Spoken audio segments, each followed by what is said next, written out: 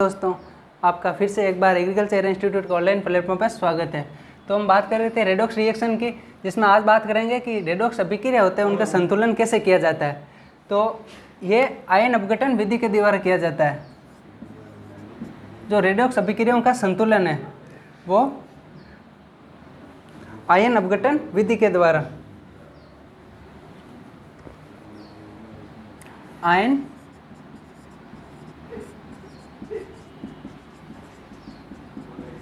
Electron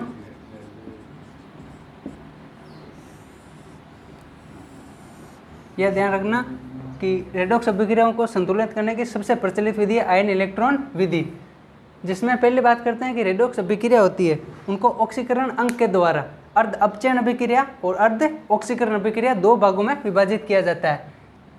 ये ध्यान रखना, ऑक्सीकरण अंक के द्वारा। और आगे हम बात करते हैं अर्ध अपचयन और अर्ध ऑक्सीकरण अभिक्रिया में विभक्त कर लिया। उसके बाद में जो अर्ध अपचयन और अर्ध ऑक्सीकरण अभिक्रिया है उनको संतुलित कैसे किया जाता है। तो सबसे पहले जो केंद्रीय परमाणु होता है उसको संतुलित किया जाता है। वो केंद्रीय परमाणु को संतुलित करने के बाद ऑक्सीजन को संतुलित करना, ऑक्सीजन और हाइड्रोजन को। और ऑक्सीजन को संतुलित करने के लिए क्या किया जाता है कि ऑक्सीजन को उतनी संख्या में H2O द्वारा संतुलित किया जाता है। जितने ज़्यादा ऑक्सीजन है उतने ही H2O लगा दिया जाता है। और वहीं पे हाइड्रोजन की बात करें, हाइड्रोजन का संतुलन, तो हाइड्रोजन का संतुलन उतने ही H+ आयनों के द्वारा किया जाता है। जितने ज़्यादा हाइड्रोजन उतने ही H+ आयन। तो ये हो गया हाइड्रोजन का संतुलन। फिर बात करते हैं इलेक्ट्रॉन का संतुलन। इलेक्ट्रॉन के संतुलन के लिए अधिक धनावेशित भाग होते हैं, उस तरफ उतने ही इलेक्ट्रॉन जोड़ दिए जाते हैं। जितने ज़्यादा अधिक धनावेशित भाग होगा उतने ही इलेक्ट्रॉन उसी तरफ जोड़ दिए जाते हैं। और फिर ऑक्सीजन को और हाइड्रोजन और इलेक्ट्रॉन को संतुलित करने के बाद अर्ध अपचयन और अर्ध ऑक्सीकरण अभिक्रिया है उसको एक निश्चित संख्या से गुणा कर इलेक्ट्रॉन को संतुलित किया जाता है। इलेक्ट्रॉन को संतुलित करने के लिए उतनी संख्या से गुणा करना ताकि दोनों तरफ जो इलेक्ट्रॉन है वो संतुलित हो जाएं। और फिर उन दोनों अभिक्रियाओं को जो अर्ध ऑक्सीकरण और अर्ध अपचयन अभिक्रिया उनको जोड़ लिया जाता है। ठीक है, तो ये आयन इलेक्ट्रॉन विधि है, इसका स्क्रीनशॉट ले लीजिए। फिर बात करते हैं कि इस विधि के द्वारा जो रेडॉक्स अभिक्रियाओं का संतुलन है वो कैसे किया जाता है।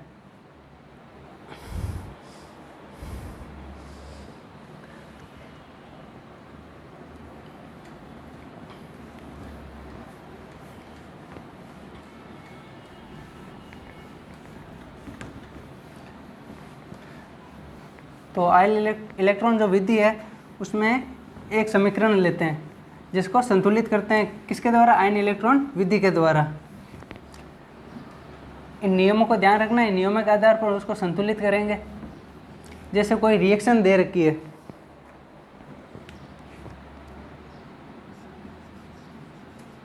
MnO4- plus I- plus H+ equal to Mn2 plus I2। तो ये हमें कोई एक रिएक्शन दे रखी है जिसको हमें आयन इलेक्ट्रॉन विधि के द्वारा संतुलित करना। इसको आयन इलेक्ट्रॉन विधि द्वारा संतुलित करना है। तो अभी हमने जो स्टेप की बात की थी उस स्टेप के आधार पर इस समीकरण को संतुलित करना है। तो सबसे पहले हमें क्या करना है कि अर्ध अपचयन अभिक्रिया और अर्ध ऑक्सीकरण में विभक्त करना है। तो पहले अर्ध अपचयन अभिक्रिया की बात करते हैं। अर्ध अपचयन अभिक्रिया और दूसरी तरफ अर्ध ऑक्सीकरण अभिक्रिया।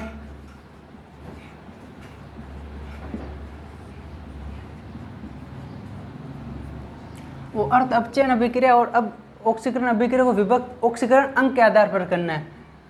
तो यहाँ पे देखना Mn का ऑक्सीकरण अंक क्या होगा। तो ऑक्सीकरण अंक ज्ञात करना बताया था कि MnO4-, तो Mn का ज्ञात करना है, प्लस ऑक्सीजन का होता है -2। तो कितने ऑक्सीजन है, 4 × -2। यहाँ ऊपर माइनस है तो इजिकल टू आ जाएगा -1। तो इसको सोल्व करने पर क्या आएगा, Mn प्लस माइनस 8 और प्लस माइनस क्या हो जाएंगे माइनस, तो Mn minus 8 equal to minus 1। तो इधर माइनस 8 है, उधर जाएंगे तो प्लस 8, तो Mn plus equal to 8 minus 1। तो Mn का ऑक्सीडेशन नंबर क्या होगा 7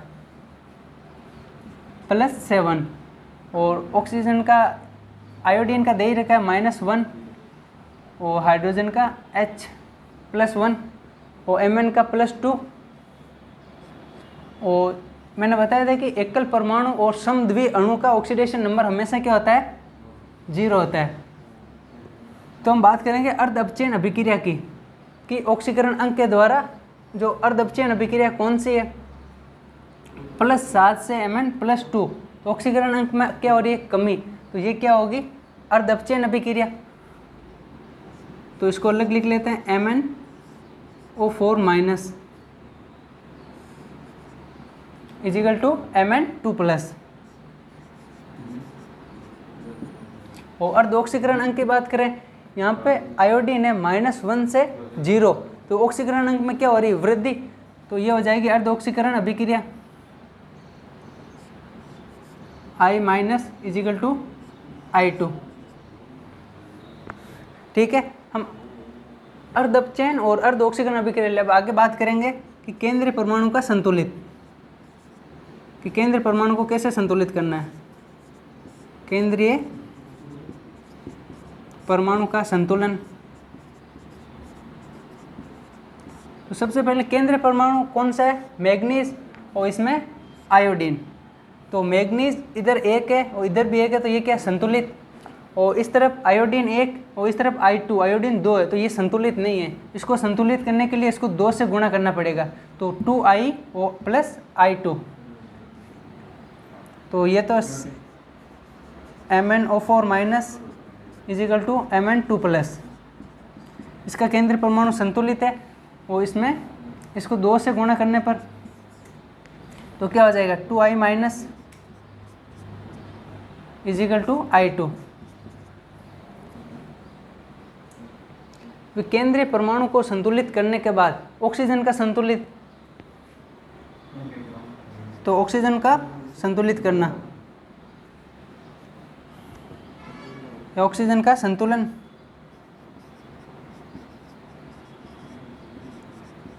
और मैंने बताया था कि ऑक्सीजन का संतुलन कैसे किया जाता है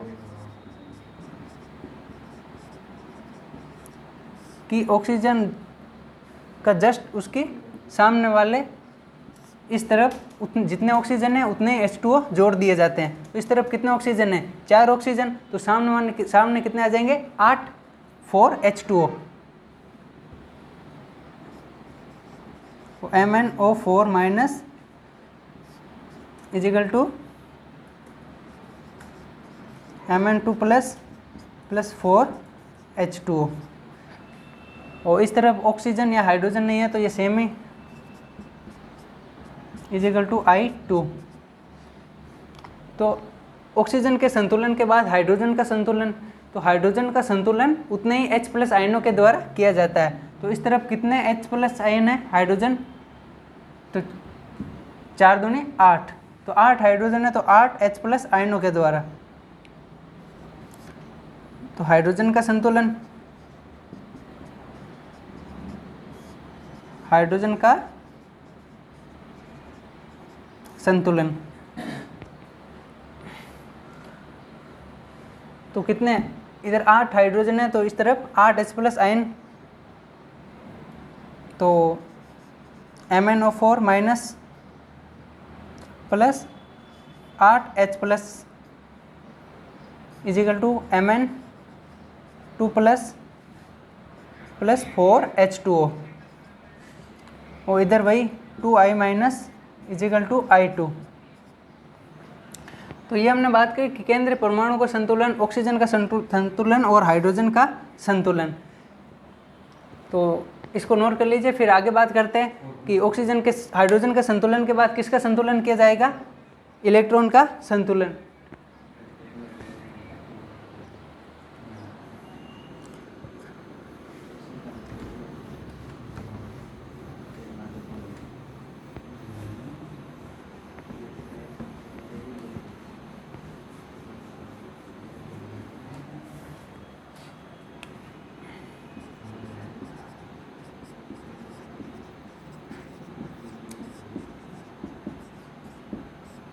तो हाइड्रोजन के संतुलन की बात कर ली, तो आगे बात करेंगे कि इलेक्ट्रॉन का संतुलन।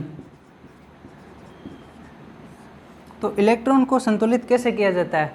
इलेक्ट्रॉन का संतुलन अधिक धनावेशित भाग की ओर, जो अधिक धनावेशित भाग होता है उस तरफ उतने ही इलेक्ट्रॉन जोड़ दिए जाते हैं।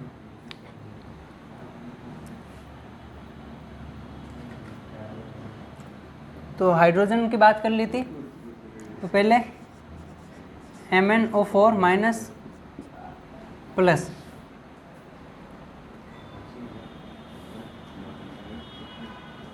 H प्लस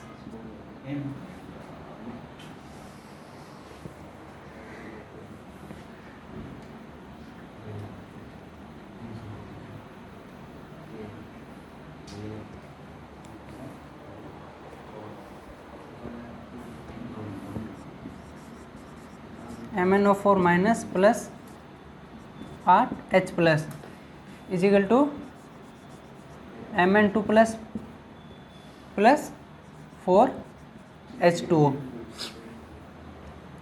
तो ये हाइड्रोजन के संतुलन के बाद प्राप्त हुई। और इस तरफ क्या था? 2I minus equal to I2। तो मैं इलेक्ट्रॉन का संतुलित करना है तो धनावेशित भाग देखना है, तो इधर -1 प्लस 8 इजिकल टू प्लस 2। तो -1 प्लस 8 प्लस 7 और इधर प्लस 2। तो इस तरफ कितने H प्लस आयन है या धनावेशित भाग कितना अधिक है? +5 आयन अधिक धनावेशित है, तो 5 इलेक्ट्रॉन इधर आ जाएंगे। तो इस प्रकार बात कर सकते हैं MnO4 माइनस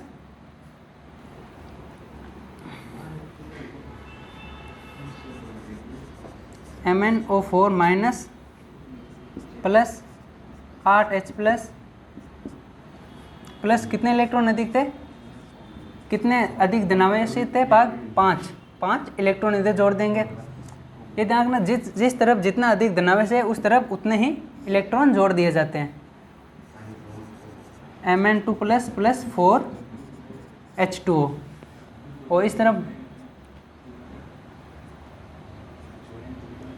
-2 और इधर I2 समद्वि परमाणु का ऑक्सीडेशन नंबर क्या होगा? 0।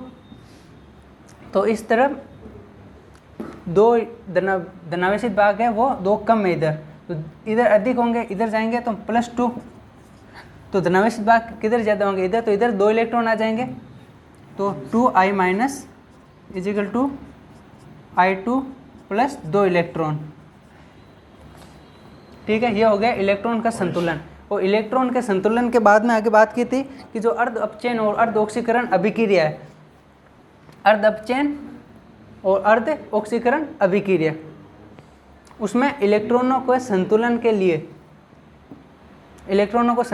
लिए उतनी ही संख्या से गुणा किया जाता है तब इलेक्ट्रॉन को संतुलित हो सके। तो इलेक्ट्रॉन को संतुलित करने के लिए यह हो गई समीकरण 1, ये समीकरण 2। तो इस तरफ कितने इलेक्ट्रॉन है? 5 इलेक्ट्रॉन और इस तरफ 2। तो इलेक्ट्रॉन के संतुलन के लिए इसको कितने से गुणा करने पड़ेगा? 2 से, और इसको 5 से गुणा करने पर इलेक्ट्रॉन क्या होता है? 5 और 10 इलेक्ट्रॉन, और इस तरफ 2 पंजे 5 मतलब 10 इलेक्ट्रॉन। तो समीकरण 1 को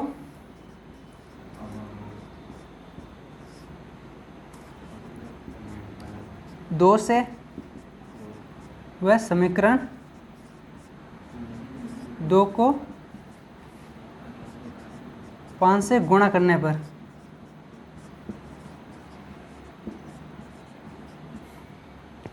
तो समीकरण 1 को 2 से और समीकरण 2 को 5 से गुणा करने पर, तो समीकरण 1 को 2 से गुणा करेंगे तो 2 MnO4 minus 2 MnO4 minus plus 16H plus plus 10 electron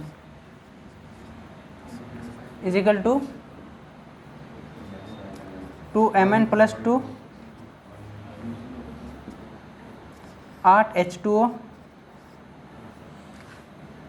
और समीकरण 2 को किससे गुणा करना है? 5 से। तो 10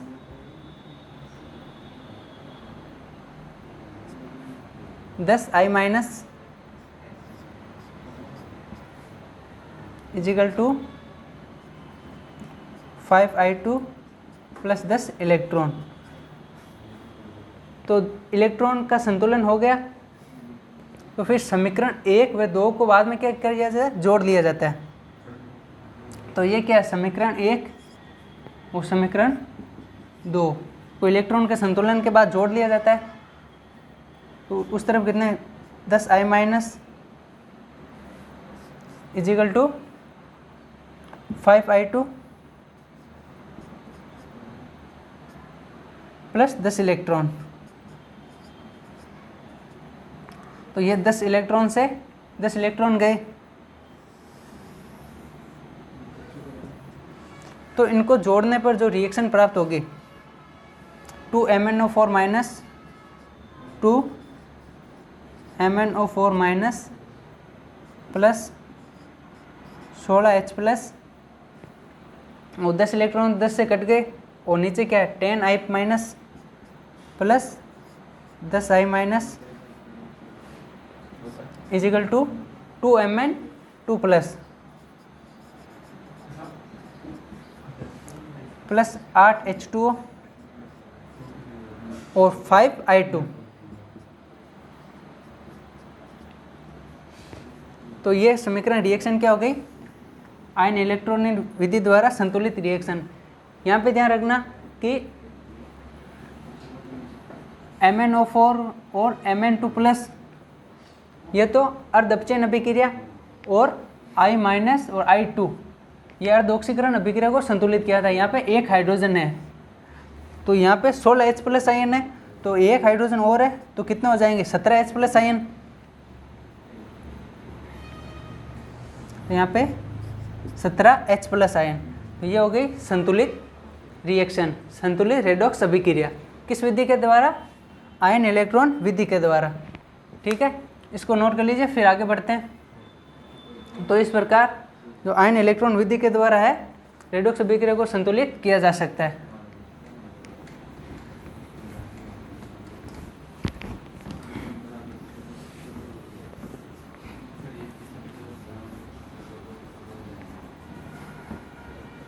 जो रेडॉक्स अभिक्रिया की हम बात कर रहे थे उसका एक लास्ट छोटा सा और टॉपिक है कि ये कितने प्रकार की होती है। जो रेडॉक्स अभिक्रिया है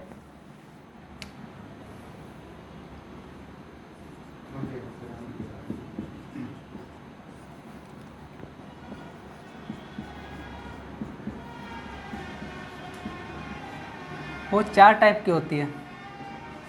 नंबर 1 योग अभिक्रिया, दूसरी अपघटन अभिक्रिया,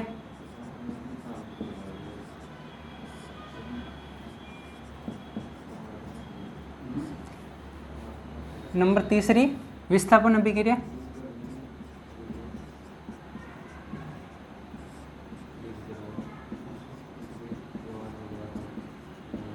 एंड लास्ट असमानुपातन अभिक्रिया।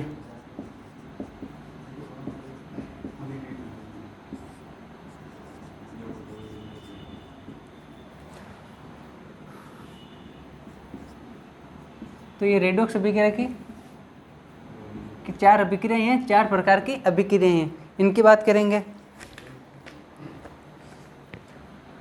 तो ये योग अभिक्रिया है, नाम से स्पष्ट है योग होगा। योग होगा तो क्या होगा? ऑक्सीकरण अंक में वृद्धि। तो ये एक प्रकार की ऑक्सीडेशन रिएक्शन है। जैसे C+O2, तो आगे क्या होगा? CO2। तो इसका ऑक्सीडेशन नंबर एकल परमाणु है और समद्वि अणु है, तो इसका ऑक्सीडेशन नंबर क्या होगा? 0 0। और कार्बन का ऑक्सीजन का कितना होता है? -2, और 2 ऑक्सीजन है तो -4, तो उधर जाएंगे तो +4, तो कार्बन के ऑक्सीडेशन नंबर क्या होगा? +4। तो ऑक्सीडेशन नंबर में 0 से +4 क्या हो रही है? वृद्धि। तो ये एक प्रकार की ऑक्सीकरण अभिक्रिया है, ऑक्सीकरण अभिक्रिया। और आगे हम बात करेंगे अपघटन अभिक्रिया की, जस्ट इसका अपोजिट है। तो इसमें योग हो रहा है, तो इसमें क्या होगा, अपघटन। तो ये दे रहेगा CO2, तो इसमें अपघटन के फलस्वरूप शुद्ध तत्व की प्राप्ति होती है। तो CO2 के अपघटन से कार्बन प्राप्ति होगी और O2 गैस निकल जाएगी, तो शुद्ध कार्बन प्राप्त होगा अपघटन के स्वरूप। फिर हम आगे बात करेंगे कि विस्थापन अभिक्रिया। नाम से स्पष्ट है कि तत्व या यौगिक का क्या होगा, विस्थापन के फलस्वरूप रेडॉक्स अभिक्रिया। तो जैसे X + YZ इजिकल टू, तो YZ, X ने Y को क्या कर दिया, Z को विस्थापित कर दिया, तो XY + Z। तो विस्थापन अभिक्रिया ये दो प्रकार की होती है, धातु विस्थापन और अधातु विस्थापन।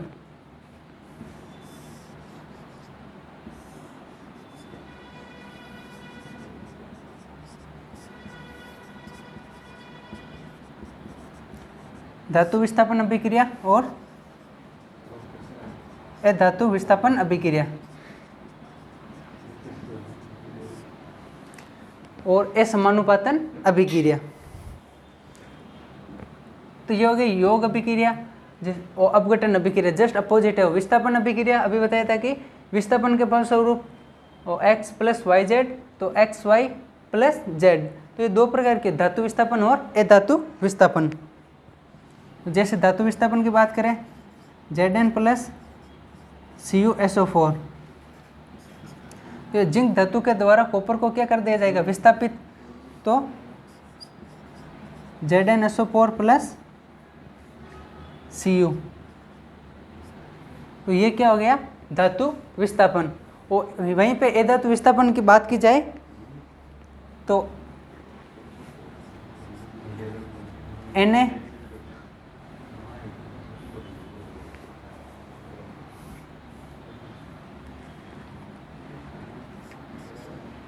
Na + H2O, तो अधातु विस्थापन होगा, यानी अधातु होगी इस तरफ, तो NaOH + H + आयन। तो यहाँ पे किसका, गैस का यानी अधातु का विस्थापन हो रहा है, तो ये होगी अधातु विस्थापन। और वहीं पे बात करें असमानुपातन की, 2H2O2, असमानुपातन यानी असमान रूप से धातु का क्या होगा, धातु या अधातु कुछ भी हो सकती है, या उपधातु का क्या होगा, विस्थापन हो जाएगा या असमान रूप से विस्तरित हो जाएगी। तो 2H2O + O2। तो ये रेडॉक्स अभिक्रिया के प्रकार हो गए कि योग अभिक्रिया, योग रेडॉक्स अभिक्रिया, अपघटन अभिक्रिया, विस्थापन अभिक्रिया और असमानुपातन अभिक्रिया। जिसमें यह ध्यान रखना, जो अपघटन अभिक्रिया ये एक प्रकार की रेडॉक्स अभिक्रिया नहीं है,